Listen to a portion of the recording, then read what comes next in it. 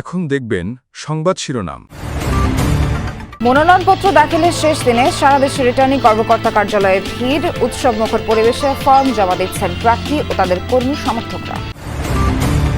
গফরগাঁওয়ে রাতের আধারে উধাও প্রায় ২০ ফুট রেললাইন, অগ্নিবীণা এক্সপ্রেসের ইঞ্জিন সহ ২টি বগি লাইনচ্যুত। বিকল্প রুটে চলছে ঢাকা ময়মনসিংহের ট্রেন।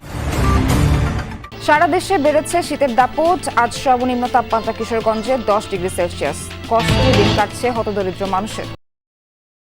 আসসালামু আলাইকুম। এতক্ষণ দেখছিলেন সংবাদ শিরোনাম, এখন দেখবেন বিস্তারিত। ত্রয়োদশ জাতীয় সংসদ নির্বাচনের মনোনয়নপত্র সংগ্রহ ও দাখিলের শেষ দিন আজ। সকাল থেকে বিভিন্ন জেলার রিটার্নিং ও সহকারী রিটার্নিং কর্মকর্তার কার্যালয়ে ভিড় জমাচ্ছেন প্রার্থী ও কর্মী সমর্থকরা। ঠাকুরগাঁও ১ আসনে মনোনয়নপত্র জমা দিয়েছেন বিএনপি মহাসচিব মির্জা ফখরুল ইসলাম আলমগীর। দুপুরে রিটার্নিং কর্মকর্তার কার্যালয়ে মনোনয়ন ফর্ম জমা দেন তিনি। এই সময় স্থানীয় নেতাকর্মীরা উপস্থিত ছিলেন। মনোনয়নপত্র জমা দেওয়া শেষে বিএনপি মহাসচিব বলেন, দীর্ঘদিন পর দেশে একটি সুষ্ঠু নির্বাচন অনুষ্ঠিত হতে যাচ্ছে। সবার কাছে দোয়া প্রার্থনা করেন মির্জা ফখরুল ইসলাম আলমগীর। খুলনা ৫ আসনে মনোনয়নপত্র জমা দিয়েছেন জামায়াতের সেক্রেটারি জেনারেল মিয়া গোলাম পরওয়ার। সকালে নেতাকর্মীদের সাথে নিয়ে রিটার্নিং কর্মকর্তার কাছে মনোনয়ন ফর্ম জমা দেন তিনি। এ সময় অবাধ ও সুষ্ঠু নির্বাচন হওয়া নিয়ে শঙ্কা প্রকাশ করেন তিনি। এদিকে সকাল থেকেই বিভিন্ন আসনে মনোনয়নপত্র জমা দিচ্ছেন রাজনৈতিক দলের মনোনীত ও স্বতন্ত্র প্রার্থীরা। কর্মী সমর্থকদের নিয়ে রিটার্নিং ও সহকারী রিটার্নিং কর্মকর্তাদের কার্যালয়ে ভিড় জমাচ্ছেন তারা। সবারই প্রত্যাশা অবাধ ও সুষ্ঠু নির্বাচন। তফসিল অনুযায়ী মনোনয়নপত্র যাচাই বাছাই চলবে ৩০ ডিসেম্বর থেকে ৪ জানুয়ারি পর্যন্ত। ২১ জানুয়ারি প্রার্থীদের প্রতীক বরাদ্দের পরদিন থেকে শুরু হবে প্রচার প্রচারণা। ভোট গ্রহণ আগামী ১২ ফেব্রুয়ারি। বগুড়া ৬ আসন অর্থাৎ বগুড়া সদর আসনে আজকে মনোনয়নপত্র জমা দেওয়া হবে বিএনপির ভারপ্রাপ্ত চেয়ারম্যান তারেক রহমানের, এবং বগুড়া ৭ আসনে জমা দেওয়ার কথা রয়েছে বিএনপির চেয়ারপারসন বেগম খালেদা জিয়ার মনোনয়নপত্র। তবে এখন পর্যন্ত কিন্তু বিএনপির শীর্ষ এই দুই নেতার মনোনয়নপত্র নিয়ে নেতাকর্মীরা জেলা প্রশাসকের কার্যালয় অর্থাৎ রিটার্নিং কর্মকর্তার যে কার্যালয় সেখানে কিন্তু তারা এখনো পৌঁছাননি। আমি কিছুক্ষণ আগে জেলা বিএনপির সহ সভাপতি মাফতুন আহমেদ খান রুবেলের সাথে কথা বলছিলাম।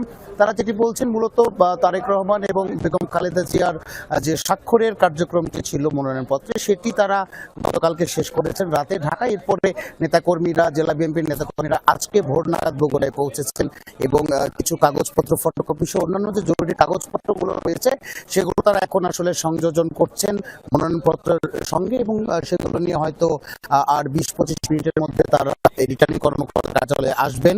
প্রথমে জমা দেওয়া হবে তারেক রহমানের মনোনয়নপত্র, বিএনপির ভারপ্রাপ্ত চেয়ারপারসনের, এবং সেই মনোনয়নপত্রটি জমা দেওয়ার পরে সেন্ট্রাল মসজিদে, বগুড়ার সেন্ট্রাল মসজিদে কিন্তু বেগম খালেদা জিয়ার সুস্থতায় দোয়া মাহফিল করবেন নেতাকর্মীরা।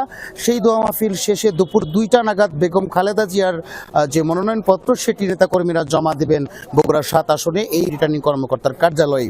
এখন পর্যন্ত কিন্তু আমরা দেখতে পাচ্ছি যে সকাল থেকেই দলের শীর্ষ দুই নেতার মনোনয়নপত্র জমা দেওয়ার যে কার্যক্রম রয়েছে সেটিকে ঘিরে কিন্তু নেতাকর্মীরা আসতে শুরু করেছেন রিটার্নিং কর্মকর্তার কার্যালয়ের আশপাশে, এবং তারা কিন্তু বেশ উচ্ছ্বসিত। কারণ প্রথমবারের মতো তারেক রহমান এই বগুড়া ৬ আসনে নির্বাচন করছেন, যে আসনে বরাবরই সাবেক প্রধানমন্ত্রী বেগম খালেদা জিয়া এখান থেকে নির্বাচন করতেন। সেই আসনে এবার প্রথমবারের মতো তারেক রহমান নির্বাচন করছেন। এ নিয়ে কিন্তু নেতাকর্মীদের ভিতরে আসলে উচ্ছ্বাসের কমতি নেই নাবিলা, এবং তারা কিন্তু সকাল থেকেই এখানে তারা জড়ো হতে শুরু করেছেন, এবং কিছুক্ষণ পর নেতাকর্মীরা আসবেন। জেলার যারা শীর্ষ নেতা রয়েছেন তারা কিন্তু তারেক রহমানের মনোনয়নপত্র নিয়ে রিটার্নিং কর্মকর্তার কাছে এসে জমা দেবেন। ময়মনসিংহের গফরগাঁওয়ে প্রায় ২০ ফুট রেল লাইন তুলে নিয়ে গেছে কে বা কারা। এতে লাইনচ্যুত হয়েছে অগ্নিবীণা এক্সপ্রেসের ২টি বগি। প্রায় ৭ ঘন্টা বন্ধ থাকার পর ভৈরব কিশোরগঞ্জ হয়ে শুরু হয়েছে আংশিক ট্রেন চলাচল। রেলওয়ে পুলিশ জানায়, ভোর ৫:১৫টার দিকে গফরগাঁও রেলওয়ে স্টেশনে প্রবেশের ২ কিলোমিটার আগে সালটিয়া মাঠখোলা নামক স্থানে লাইনচ্যুত হয় জামালপুরের তারাকান্দি থেকে ছেড়ে আসা ঢাকামুখী আন্তনগর অগ্নিবীণা এক্সপ্রেস ট্রেনটি। রেলপথের ওই জায়গায় ২০ ফুট পাত খুলে সরিয়ে ফেলায় ট্রেনটির ইঞ্জিন সহ সামনের ২টি বগি লাইনচ্যুত হয়ে পড়ে। এতে বন্ধ হয়ে যায় ঢাকা ময়মনসিংহ রুটে ট্রেন চলাচল। লাইন পুনঃসংযোগের কাজ শুরু করেছে রেলওয়ে। এদিকে রেলওয়ে নিরাপত্তা বাহিনীর ইনচার্জ জানিয়েছেন, ময়মনসিংহ থেকে যমুনা এক্সপ্রেস ট্রেনটি 11টা 14 মিনিটে রুট পরিবর্তন করে ঢাকার পথে রওনা হয়। এছাড়া ঢাকা থেকে জামালপুরগামী জামালপুর এক্সপ্রেস ও মোহনগঞ্জ এক্সপ্রেস ট্রেন একইভাবে ভৈরব হয়ে যাওয়ার সিদ্ধান্ত নেওয়া হয়। এসে দেখি যে রাস্তা থেকে ট্রেনটা আর কি বঞ্চিত নিচে করে দিচ্ছে, পরে সবাই এসে দেখে পরে আর কি যাত্রীগুলো অনেক কষ্ট করে সবাই যাইতেছে ব্যাগ ট্যাগ নিয়ে। দেখি যে দুর্ঘটনা অনেক খারাপ, যে অনেক ভয়াবহ সমস্যা, যাত্রী আতঙ্ক মেতে ছিল।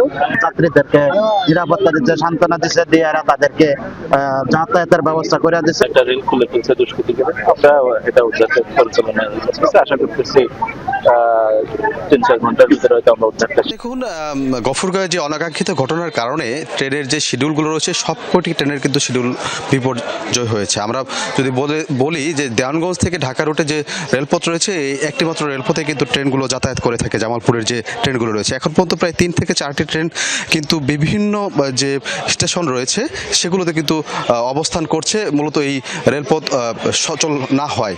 আমি যদি বলে রাখি যে অগ্নিবীণা ট্রেনটি কিন্তু সেই ঘটনাস্থলে কিন্তু আটকে আছে, পাশাপাশি যে যমুনা এক্সপ্রেস যে ট্রেনটি রয়েছে সেটি কিন্তু ময়মনসিংহ আটকে আছে। আর এছাড়া যে কমিউটার যে ঢাকা থেকে দেওয়ানগঞ্জ মুখী যে ট্রেনগুলো রয়েছে, দুইটি ট্রেন কিন্তু একটা কমলাপুর আর একটি হচ্ছে এই গফরগাঁওয়ের পাশের যে একটি ওই পাশে যে স্টেশনটি রয়েছে সেখানে অবস্থান করছে। তো এইখান থেকেই যাত্রীরা যে বিষয়টি বলছেন যে আমরা দীর্ঘক্ষণ সময় এখানে অপেক্ষা করছি, পাশাপাশি যাত্রীদের যে ভোগান্তির কথা সেটা কিন্তু শুনছিলাম। তারা একটি বিষয় বলেছেন যে জোর দিয়ে যে আসলে রাজনৈতিক যে প্রেক্ষাপট তৈরি হয়েছে সে কারণে কিন্তু এরকম ঘটনার কারণে কিন্তু তারা বলি হচ্ছেন বলে তারা মনে করেন। সেই জায়গা থেকে আইন শৃঙ্খলা পরিস্থিতি বা পাশাপাশি যে রেলপথে যে একটা সুগম যাত্রা সেটি নিশ্চিত করতে কিন্তু আইন শৃঙ্খলা বাহিনীর কিন্তু আরও তৎপরতা তারা আশা করছেন। আরেকটি বিষয় বলে রাখি যে আমরা জামালপুর যে রেলওয়ে স্টেশন কর্মকর্তার সাথে কথা বলেছি, তিনি বলেছেন যে এই ট্রেনগুলো শিডিউল বিপর্যয় হয়েছে কিন্তু এগুলো সচল করতে যে ব্যবস্থা সেটা কিন্তু তারা নিয়েছেন। যেমন ভৈরব কিশোরগঞ্জ রুটে যে ট্রেনগুলো চলাচল করে সেই ট্রেনগুলো ওই রুট দিয়ে কিন্তু চলাচল করে জামালপুর স্টেশন বা দেওয়ানগঞ্জ স্টেশনে পৌঁছাবে।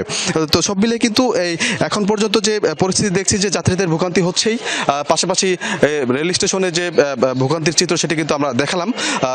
তারা মনে করছেন যে দ্রুত সময়ের মধ্যে যাতে রেল পথ স্বাভাবিক হয় সেই বিষয়টি নিশ্চিত করার জন্য যাত্রীরা বলছেন। সারা দেশে বেড়েছে শীতের দাপট। বিশেষ করে মধ্য ও পশ্চিমাঞ্চলে গত কয়েকদিন ধরে তীব্র শীত অনুভূত হচ্ছে। আজ দেশের সর্বনিম্ন তাপমাত্রা রেকর্ড করা হয়েছে কিশোরগঞ্জে নিকলিতে 10 ডিগ্রি সেলসিয়াস। কুয়াশার চাদরে ঢাকা পড়ায় বেলা গড়ালেও দেশের বেশিরভাগ স্থানে সূর্যের দেখা মেলেনি। রাস্তায় হেডলাইট জ্বালিয়ে চালাতে হচ্ছে যানবাহন।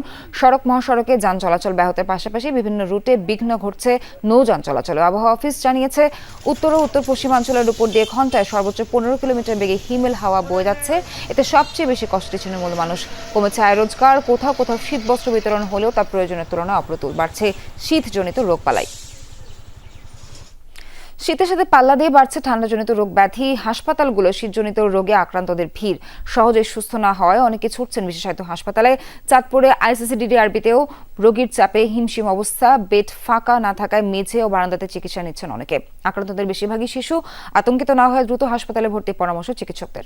পৌষের প্রথমার্ধে জেকে বসেছে শীত। ঘন কুয়াশা আর হিমেল হাওয়ায় স্থবির গ্রামীণ জনজীবন। শীতের সাথে পাল্লা দিয়ে বাড়ছে ঠান্ডাজনিত রোগ ব্যাধি। প্রায় প্রতিটি হাসপাতালেই বেড়েছে রোগী ও স্বজনদের ভিড়। সহজেই সুস্থ না হওয়ায় অনেকেই ছুটছেন শীতজনিত রোগের জন্য বিশেষায়িত হাসপাতালে। চাঁদপুর মতলবে আইসিডিডিআরবিতে আর কোনো বেড ফাঁকা নেই। ভর্তি হওয়া রোগীদের 87%ই 5 বছরের কম বয়সী শিশু। অবুঝ সন্তানদের নিয়ে বারান্দাতে দিন কাটছে বাবা মায়ের।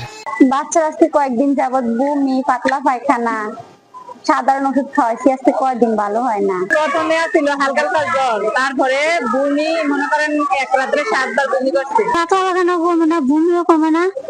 একটু যদি আমি আইতে এগুলো যাই আমার শরীর অস্থির বদিয়া লাগে। বড় রাতে চিকিৎসা করাইছি, চিকিৎসা তেমন হয় নাই, নিয়ে আসছি মতলবে, এখানে আসছি, এখন ওষুধ খাওয়াইলাম। চিকিৎসকরা বলছেন শীতকালে মূলত রোটা ভাইরাসের কারণেই অসুস্থ হয়ে পড়ছে শিশুরা। আতঙ্কিত না হয়ে দ্রুত হাসপাতালে নেয়ার পরামর্শ বিশেষজ্ঞদের। হাসপাতালে ভর্তি হওয়া রোগীদের প্রায় 80%ই 2 বছরের নিচে শিশু। শিশুদের এই ডায়রিয়া সাধারণত রোটা ভাইরাস জনিত কারণে হয়ে থাকে। ডায়রিয়ার পাশাপাশি শিশুর বমি ও জ্বর থাকতে পারে। এই ডায়রিয়া ভালো হতে সাধারণত 3 থেকে 5 দিন সময় লাগে।